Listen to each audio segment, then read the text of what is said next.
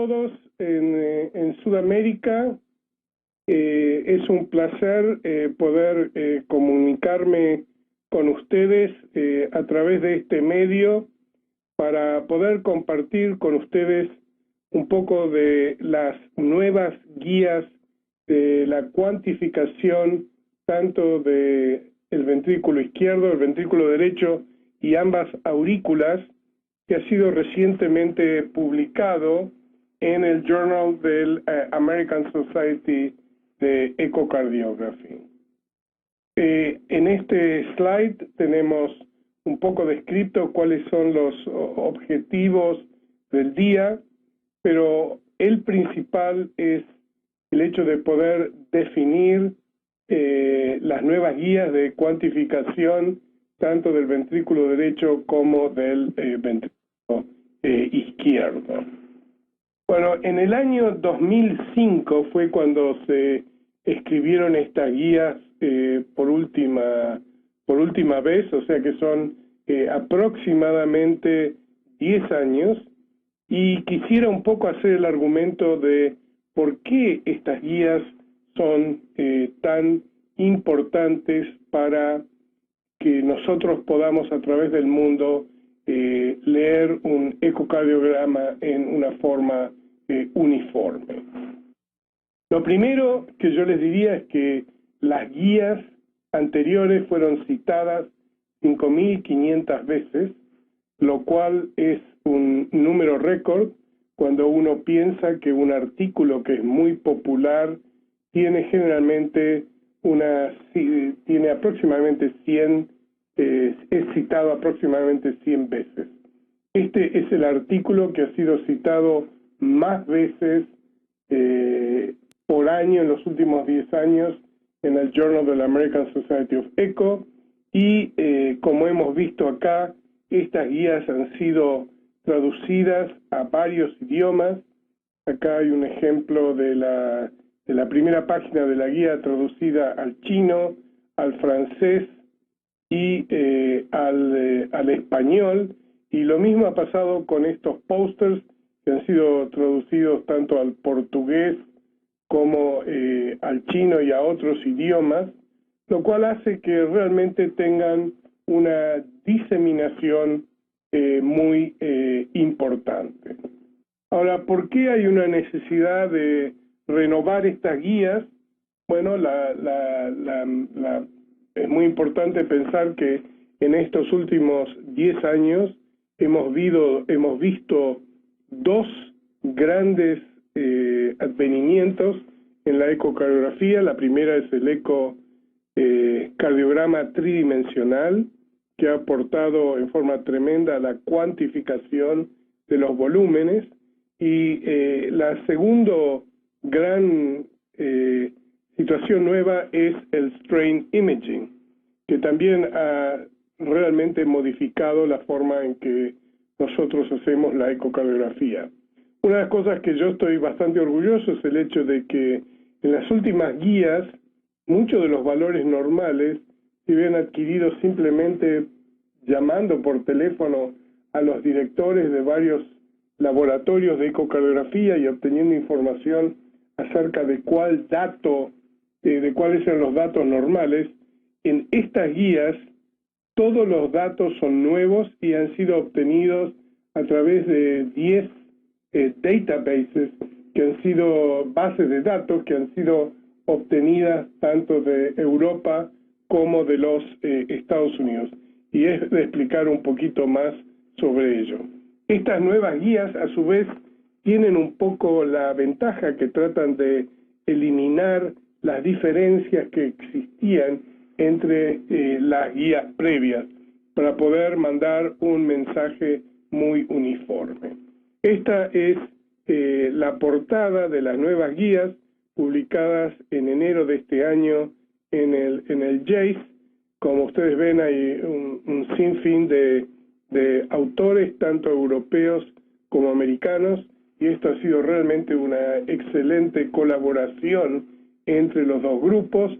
Quisiera poder hacer especial atención al doctor Badano, que ha sido el co-chair de estos artículos, y mi colaborador, el doctor Moravi, sin su ayuda hubiera sido muy difícil de poder poner todas estas guías y completarlas. Una de las grandes diferencias entre las guías anteriores y las guías actuales es el hecho de que en estas guías actuales no hemos dado valores que separan una alteración mínima de una moderada de una severa. Y de esto hubo una gran discusión en el grupo que escribía, y obviamente hay problemas estadísticos importantes.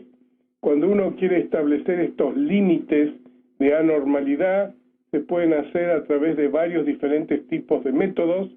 Puede hacerse a través de la desviación estándar o de la desviación estándar tiene un problema, que los parámetros de eco no están distribuidos en forma normal, sino en forma asimétrica, lo cual no nos permite utilizar standard deviation para obtener los diferentes tipos de cutoff values.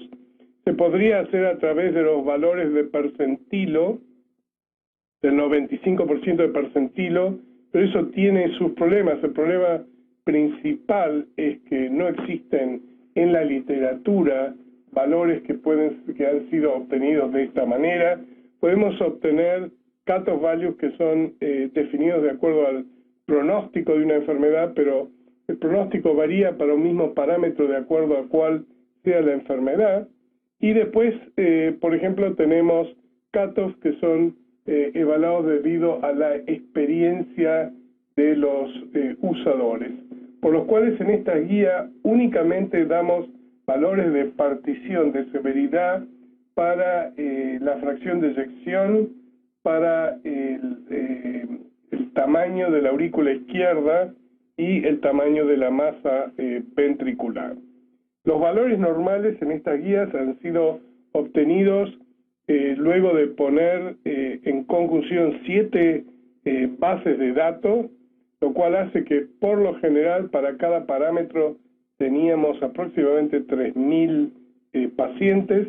Ninguno de las bases de datos utilizaron contraste. Tenemos información acerca de la edad, el sexo, la etnicidad, la altura, el peso. Ninguno de estos pacientes tenían diabetes y todos estos pacientes tenían valores normales de lípidos, incluyendo el colesterol, el LDL y los triglicéridos. Decidí comenzar ahora con la evaluación del ventrículo izquierdo, y lo primero que les diría que en estas guías, a pesar de que gente con mucha experiencia es buena en hacer un valoramiento de la función ventricular solo mirando a un ecocardiograma, esta definición cualitativa no es recomendable en estas guías, porque los escritores de las guías piensan que este valoramiento es subjetivo, es muy dependiente de la experiencia de la persona que lee. Hay una falta de estandarización y hay grandes hay un gran inter and inter-observer variabilidad en las lecturas hechas en forma cualitativa. Para hacer las definiciones lineares del tamaño de un ventrículo, ya no se está proponiendo la utilización del M-MOD, sino se está proponiendo que se haga a través del eje paraesternar largo, en un eje obteniendo en forma transtorácica, en la cual las mediciones del grosor del septum intraventricular y de la pared posterior, y tanto como aquel de la dimensión del ventrículo, se hagan en diastole, en sístole, y se tienen que hacer en forma perpendicular al eje largo del ventrículo izquierdo. En estas tablas, en estas guías, los valores normales que se proponen están puestos en estos tipos de gráficos, en los cuales obtenemos en un axis el end systolic dimension y acá el body surface area, y están divididos acorde de los sexos. Acá, entonces acá con esto se obtienen los valores normales. Esta es la forma en la cual se propone demostrar todos los valores normales. Y esto es uno de los parámetros en los cuales estamos dando valores de partición. Como ustedes lo pueden ver, están divididos according to a la masa corporal en el diámetro en diastólico y en sistólico de acuerdo a los diferentes tipos de sexos y los valores de partición.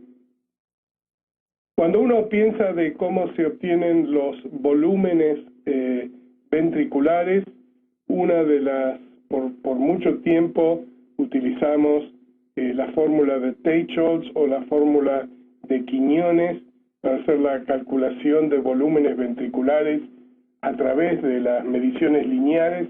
Esto no está ya recomendado porque el cálculo de volúmenes de esta manera no es inaccurate, no tiene mucha precisión, porque están dependiendo totalmente de que una medición lineal y el ventrículo tenga un determinado tipo de morfología, como por ejemplo un ellipsoid prolate. Bueno, en los métodos que están, digamos, con los cuales hablamos en estas guías y los métodos propuestos son el método biplano de sumación de discos. Este es el método que hemos utilizado en muchos laboratorios por años. Esta medición tiene la gran ventaja que hace una corrección por la distorsión de la morfología, es menos dependiente de la geometría del ventrículo izquierdo, y la otra, digamos, lo que hay que tener muy en cuenta es de tratar de obviar cuando se hace foreshortening de la región del ápex ventricular. Después tenemos el método de area length, que tiene la ventaja únicamente en esos pacientes en los cuales el ápex y el ápex lateral no podemos ver al borde endocárdico, porque acá lo único para medir el eje largo solo hace falta un punto. No hace falta mencionar que obviamente el trazado se hace en la interfase del miocardio trabecular y el miocardio compactado, y tampoco hace falta mencionar que los volúmenes obtenidos de esta manera son generalmente menores que los volúmenes obtenidos en el mismo paciente utilizando cardiac MRI. Acá tenemos el mismo tipo de propuesta con el mismo tipo de gráficos en los cuales vemos que los volúmenes en diastólicos y en sistólicos se corrigen a través de la masa corporal y nuevamente están separados de acuerdo a aquellos que se obtienen de acuerdo a los diferentes tipos de sexo.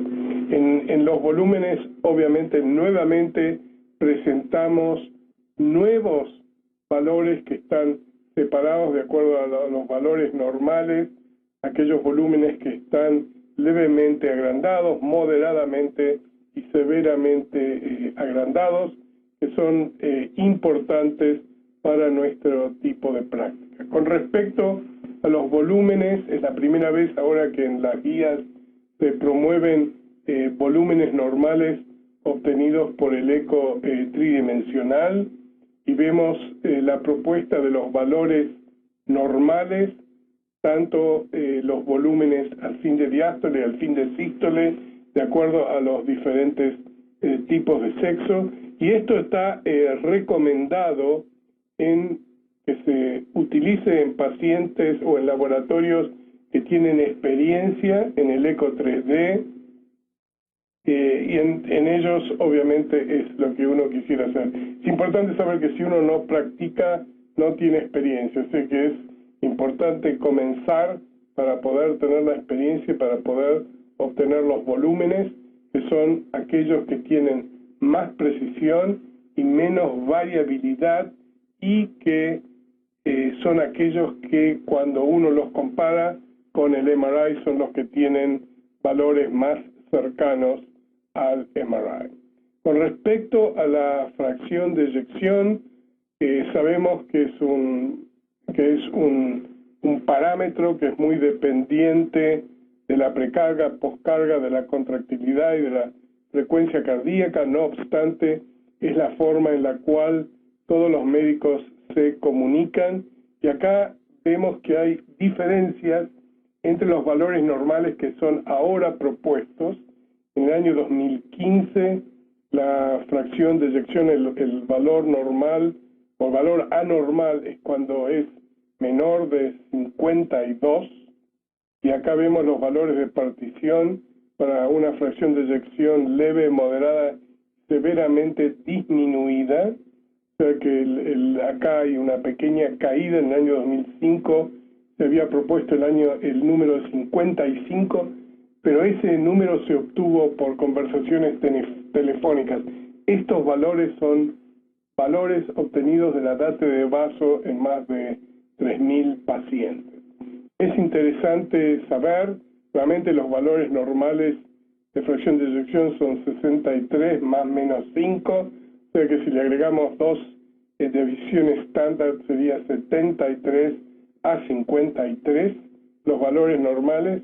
Y acá vemos que una vez que uno analiza esto, hay una diferencia en la fracción de eyección entre hombres y mujeres, con las mujeres teniendo un valor de eyección levemente más elevado que aquel que se encuentra en los hombres.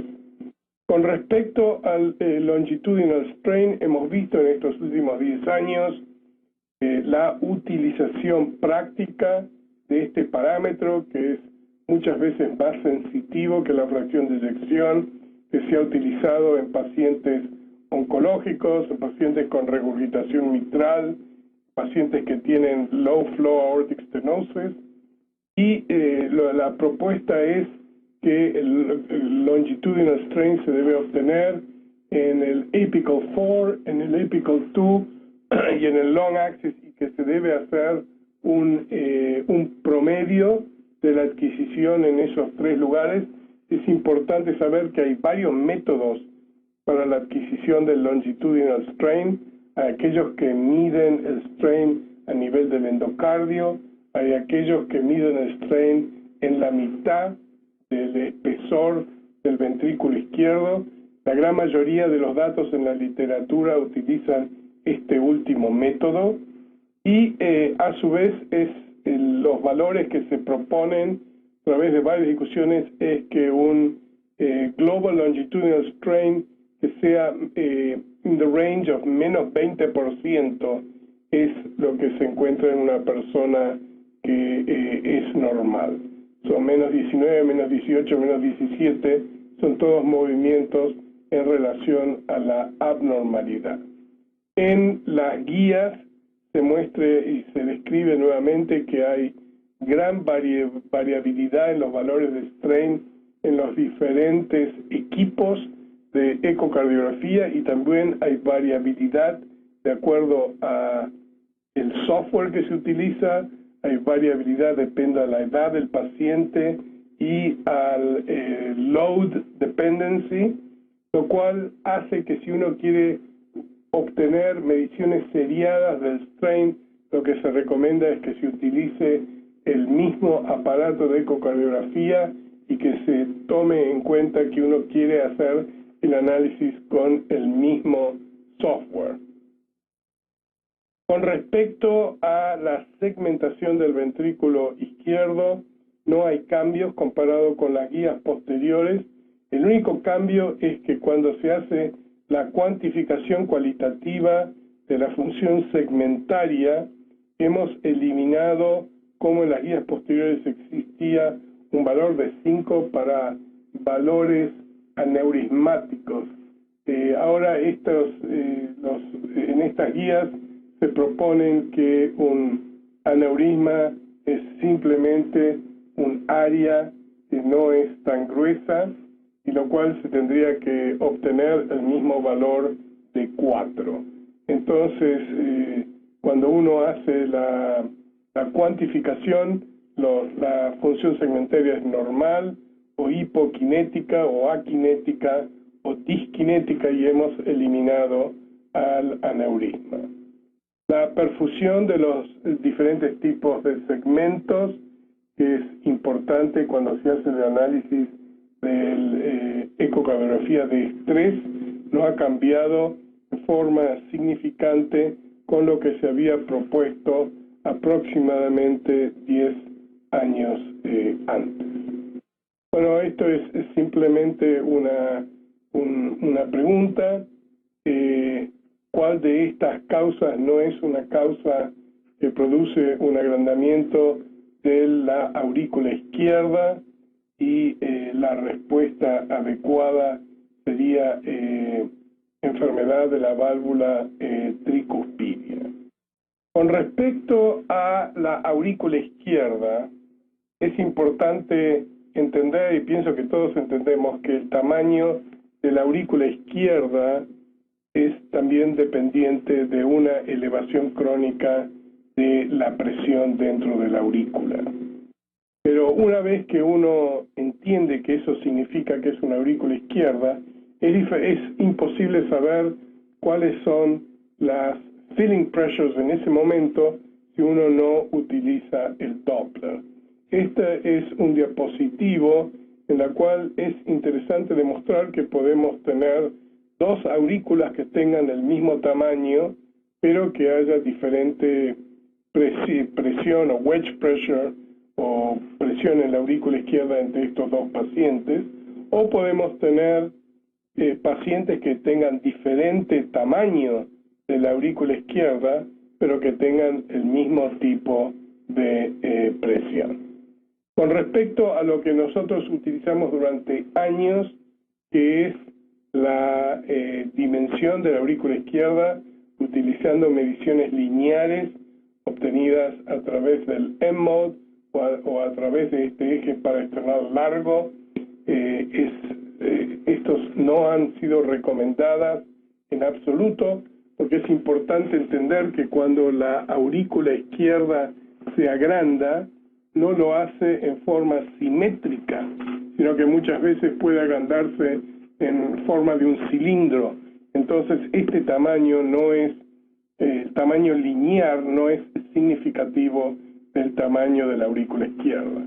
Es importante entender también que el eje largo del ventrículo izquierdo no coincide con el eje largo de la aurícula izquierda. Y si nosotros obtenemos un Apical four-chamber view en el cual queremos medir los volúmenes y hacemos que no haya foreshortening del ventrículo izquierdo, generalmente la aurícula izquierda va a ser demasiado pequeña.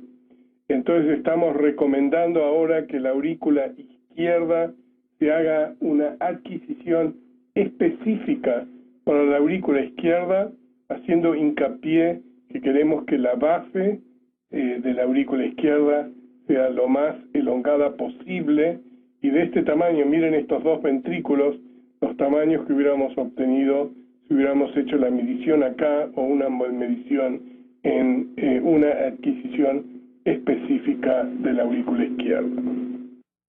Bueno, los volúmenes de la aurícula izquierda fueron uno de los grandes problemas que tuvimos en las guías anteriores, en los cuales los valores que se han recomendado habían sido demasiado pequeños. Y este es otro de los motivos por los cuales hace 10 años, en el 2005, había solamente 2 papers describiendo los tamaños de la aurícula izquierda, y ellos habían sido adquiridos utilizando el Biplane Area Length Method. Hoy en día hay como 8 estudios nuevos, la gran mayoría utilizando el Biplane Simpson's Rule Method. Importante saber que vamos acá trazando cuidadosamente en la aurícula izquierda eliminando la confluencia de las venas pulmonares y trazando una línea estrictamente derecha entre la conjunción de ambas válvulas mitrales, y no haciendo la equivocación de hacerlo a través de los bordes de las válvulas, de la válvula mitral. Estos serían los dos ecos bidimensionales, y también tenemos la posibilidad de medir los volúmenes de la aurícula izquierda utilizando el eco tridimensional. Es importante entender que estos dos métodos no nos dan exactamente los mismos resultados. Realmente los valores obtenidos por el biplane Simpson son 4 ml más 4 mililitros más grandes que aquellos obtenidos con el biplane area length method. Por lo cual los valores que se habían propuesto anteriormente de 22 más menos 6, lo cual si le sumamos los standard deviation, en este caso un standard deviation, nos darían valores entre 16 y 28, fueron equivocados por varios motivos, los cuales ahora vemos que los valores en las guías del año 2015, los valores normales de volumen de la aurícula izquierda van de 16 a 34, o sea que son bastante más grandes que los valores normales que habían sido propuestos anteriormente, y un agrandamiento severo en el volumen de la aurícula izquierda debe de exceder los 48 mililitros por body surface area. Así que este es uno de los cambios grandes en las guías actuales. Otra de las preguntas: ¿cuál de estos métodos no es uno de los métodos que se utiliza para medición de los volúmenes de la aurícula izquierda? Y la respuesta correcta es A. Un modelo elipsoide utilizando 3 mediciones lineares no da un resultado con justeza.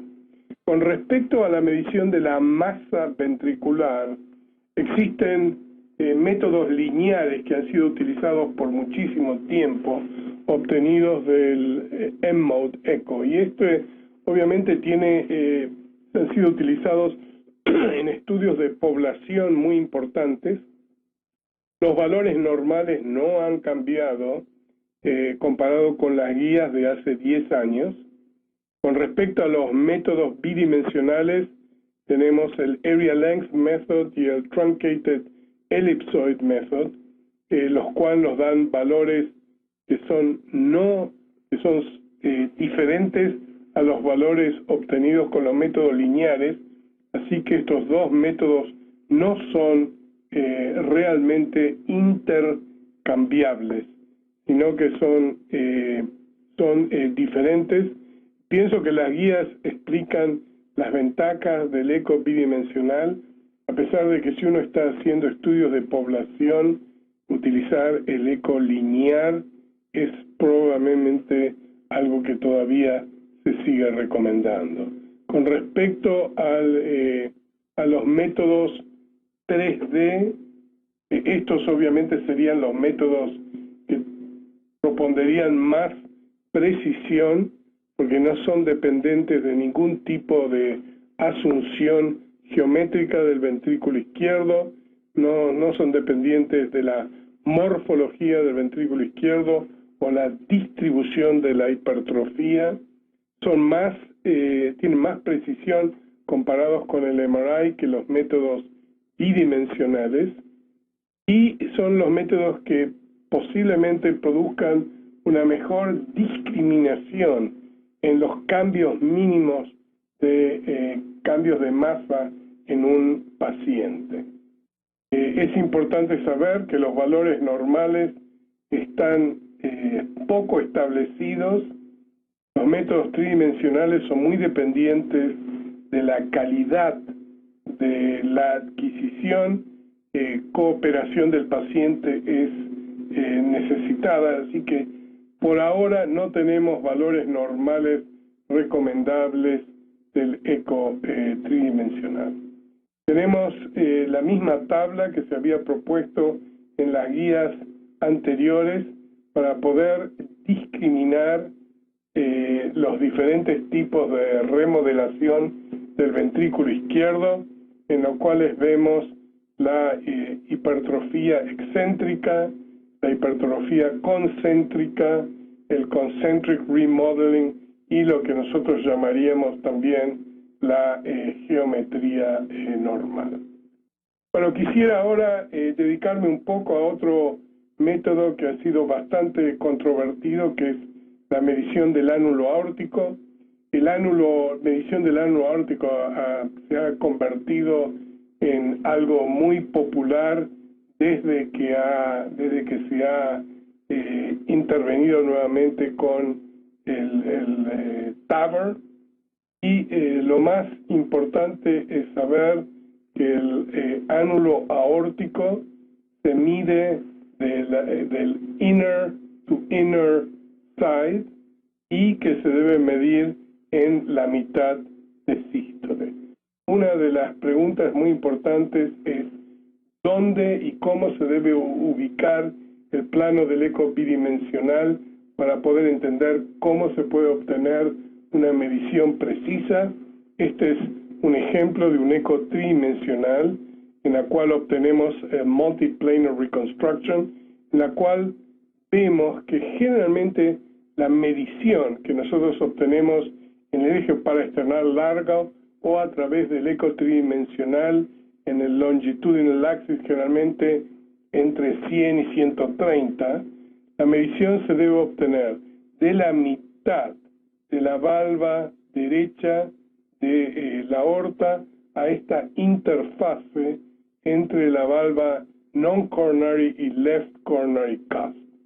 Lo cual, para saber que uno está haciendo esta medición con justeza en el eje largo, se debe ver con mucha claridad la valva derecha, pero generalmente vemos esta pequeña estructura que nos está demostrando que estamos realmente obteniendo esta medición entre la valva izquierda y la non-coronary cusp.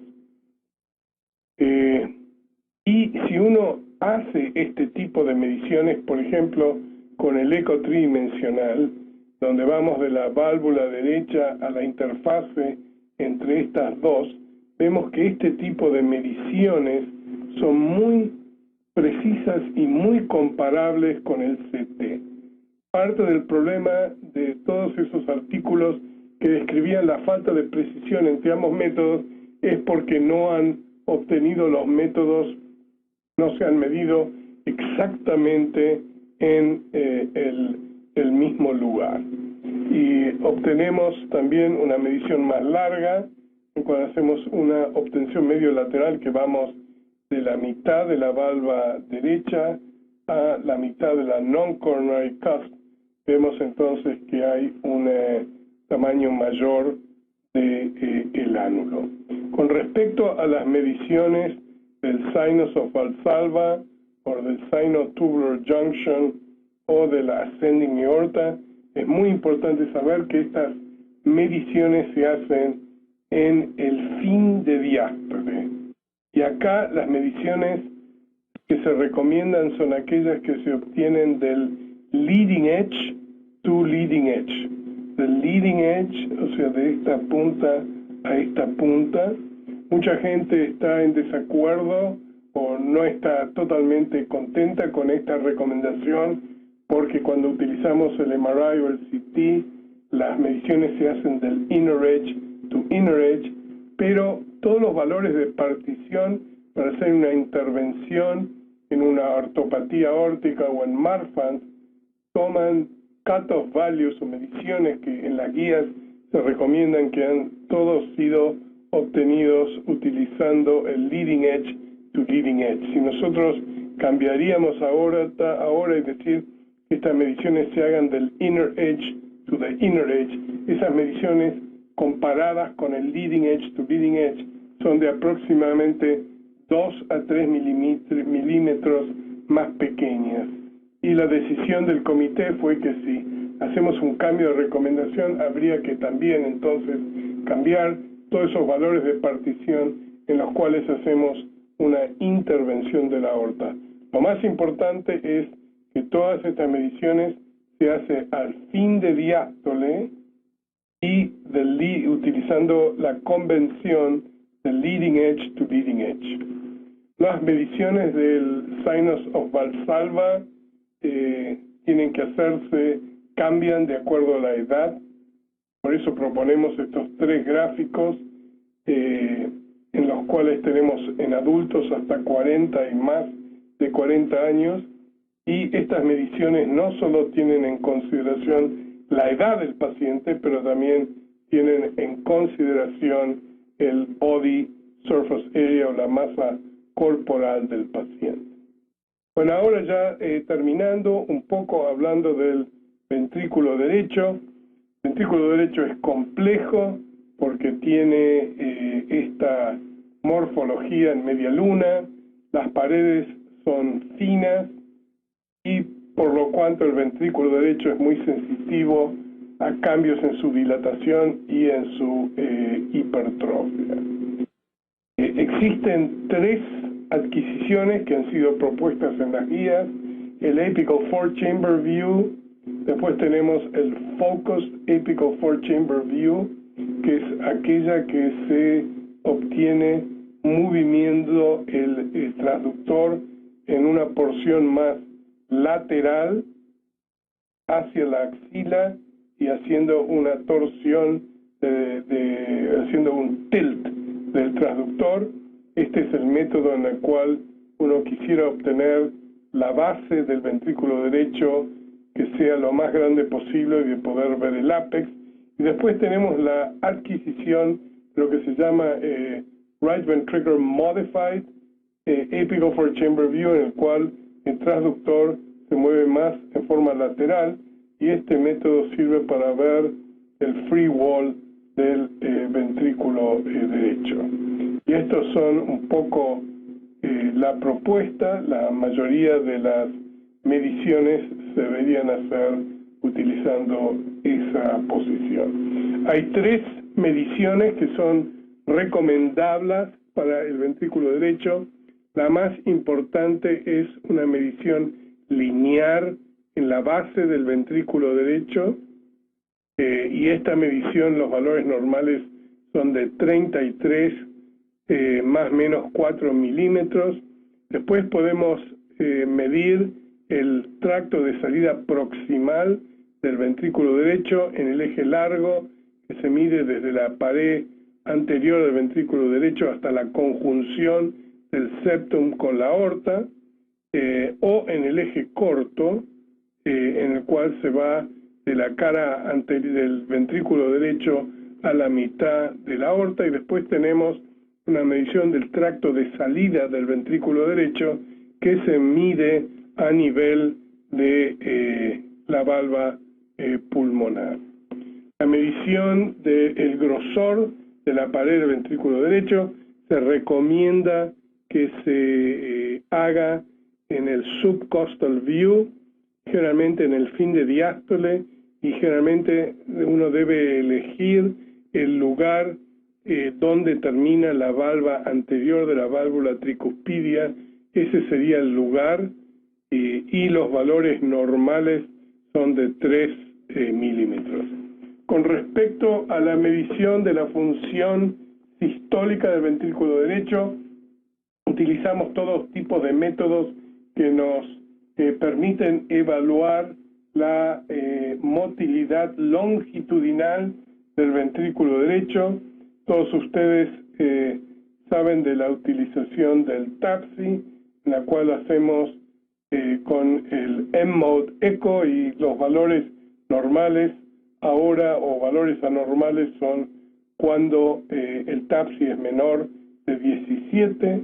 También podemos utilizar el Pulse Tissue S-Wave Doppler, en la cual los valores normales son cuando son menos de 9.5 centímetros por segundo. Y otro método que está muy en boga ahora es la medición longitudinal del ventrículo derecho, en la cual utilizamos el strain solamente del free wall, no se utilizan los datos obtenidos a través del septum interventricular.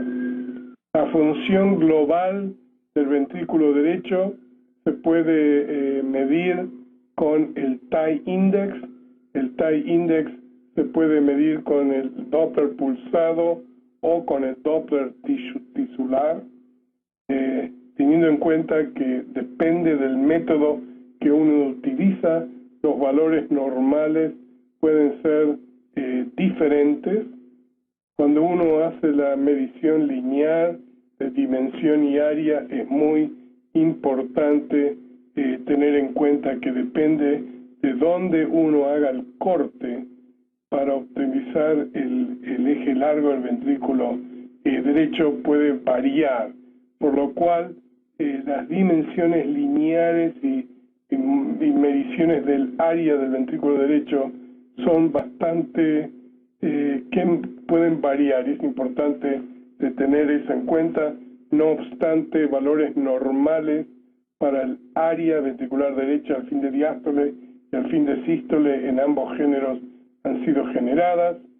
Existen también métodos propuestos para la medición de volúmenes del ventrículo derecho, y hay suficientemente datos en la literatura donde se pueden ahora promover los valores normales de volumen del ventrículo derecho, y acá están, existen ahora nuevos software que permiten hacer la utilización del ventrículo derecho relativamente en forma fácil, y esto es simplemente un ejemplo de los valores normales de los volúmenes del fin de diástole y del fin de sístole, separados de acuerdo por ambos sexos y también teniendo en cuenta la masa corporal. Existe también, esto no ha cambiado desde las guías anteriores, guías que proponen la segmentación y la perfusión de ambos, de todas las diferentes regiones del ventrículo derecho. Finalmente, en estas guías ahora se proponen también mediciones de la dimensión en el eje mayor y el eje menor del ventrículo derecho, y también la medición de los volúmenes del ventrículo derecho con la propuesta ahora de valores normales. Importante destacar que cuando nos referimos a la aurícula derecha, las mediciones se hacen únicamente en el apical four-chamber view.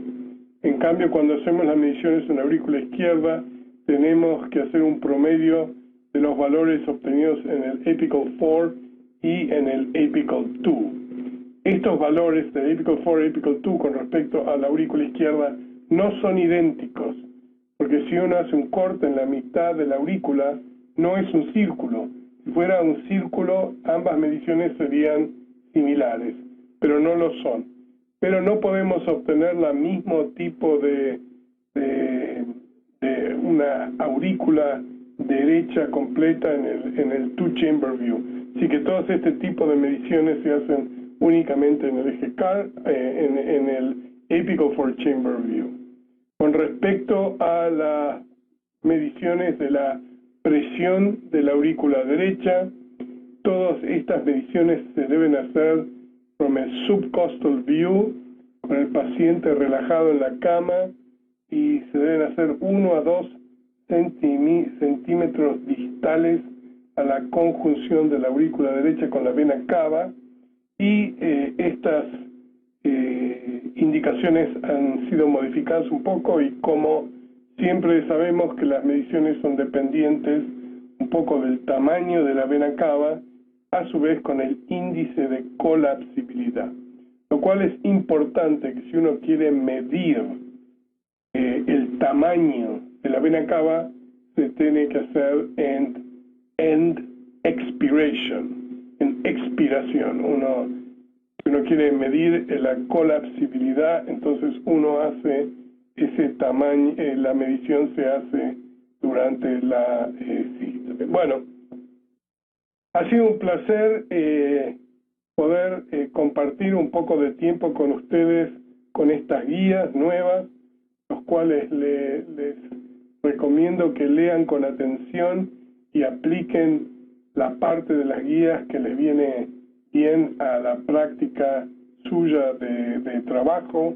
Es importante saber que la Sociedad Americana de Ecocardiografía haya hecho pósters, tanto del ventrículo izquierdo y ventrículo derecho, con sus respectivas aurículas, y a su vez de decirles que aquellos que tengan iPhone o los que tengan el otro tipo de teléfono, se puede comprar lo que se llama el iASC App, lo cual permite también que uno baje todo este tipo de guías y las pueda aplicar de forma práctica y fácil cuando uno hace un ecocardiograma.